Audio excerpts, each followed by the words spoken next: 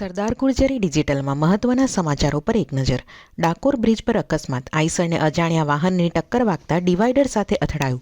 આણંદના NS Patel circle નજીક ગટરનું ઢાંકણું તૂટી જતાં ગાડી ખાડામાં ખાબકી. વડોદરામાં નવા રોડની કામગીરી કારણે સાવલી ઉદલપુર માર્ગ પર 5 કિલોમીટર લાંબો traffic jam. Rajkot bar council ચૂંટણી પહેલા RBA પેનલના સભ્યો પર લાખોના ભ્રષ્ટાચારનો આરોપ. પૂર્વ સેક્રેટરીનો લો કોલેજો પર દબાણ કરીને રકમ પડાવ્યાનો આક્ષેપ. ગુજરાત બોર્ડના આયોજન પર સવાલ. ધૂળેટીના દિવસે જ ધોરણ 10-12ની પરીક્ષા. વાલીઓમાં ભારે નારાજગી. અમદાવાદમાં સુભાષ બ્રિજનો એક ભાગ બેસી જતા બ્રિજ 5 દિવસ માટે બંધ. 1 લાખ વાહન ચાલકો અટવાયા. આગામી 1 વર્ષમાં હાઈવે પરની ટોલ સિસ્ટમ બંધ થશે. નીતિન ગડકરીએ બેરિયરલેસ ઇલેક્ટ્રોનિક સિસ્ટમ લાગુ કરવાની કરી જાહેરાત. સપા નેતા આઝમ ખાનના પુત્ર અબ્દુલ્લાને 2 પાસપોર્ટ મામલે 7 વર્ષની જેલ, 50,000નો દંડ.